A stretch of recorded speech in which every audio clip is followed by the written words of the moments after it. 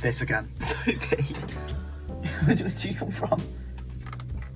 This again. The specs in this thing are currently not really that powerful, as it only has a dual core i5 and a 120 gig SSD. That changes from now to 525 gig crucial and a 4th gen i7, which is actually quad core this time. Just slides out like this.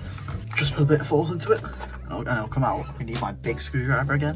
What you have to do is just unscrew this singular screw, keeping the entire cover on it. Then just pull this and it comes off.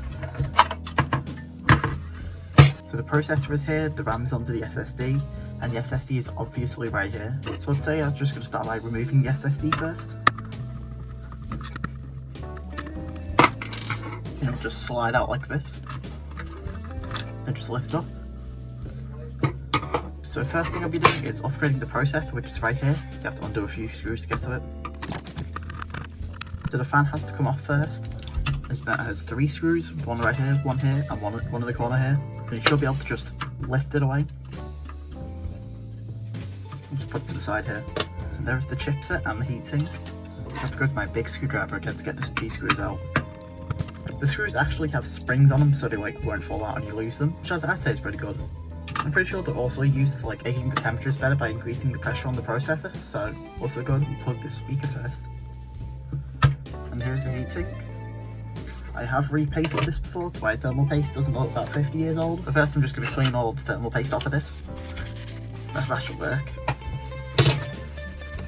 Here's the processor. It's a 4th gen i5, which is only dual core, which really just sucks. And upgrading or replacing it is basically just the same as any other Intel motherboard. You just lift this little retention bracket thing here. Comes off like that. And you just carefully take the processor out. Then you just get your new processor, drop it in. Then just do the little retention bracket again. Now it's installed. And all you have to do is just put thermal paste on it. There, that should be good. Then just simply get the heatsink again. Slot it back in place. So now I just put this back in. Tighten all the screws. Now the heatsink is back on. The fan will simply just go back on like the way how it came off.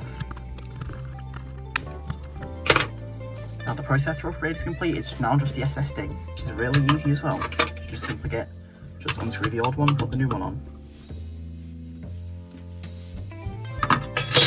Then you just get your new SSD and you screw it onto the little mounting plate. Not sure what these are called. Now just plug this back in and just slot your SSD back in and screw that back in.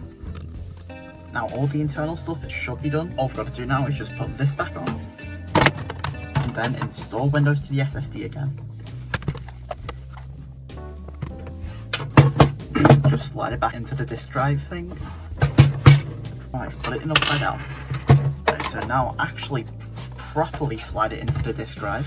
Then put these 2 thumb screws back in. And this strange cable. Then it should be done. All I've got to do now is just boot it up and see if it works. Now testing it in 3. Oh, now testing it in 3, 2, 1. Okay, it's booting up. Will it beep? Yes, there we go, it works. So now I've got a 525 gig crucial SSD and a Intel Core i7 in this little PC now. And it should be done. Ended up working in the end. Here's the i7 right here. And here's the SSD, which is 525. And the i7 4650T. There it is. It's actually a quad core this time. I'm just going to run like a Geekbench test on this quick. Result should be here, I'm guessing. Yeah. Okay.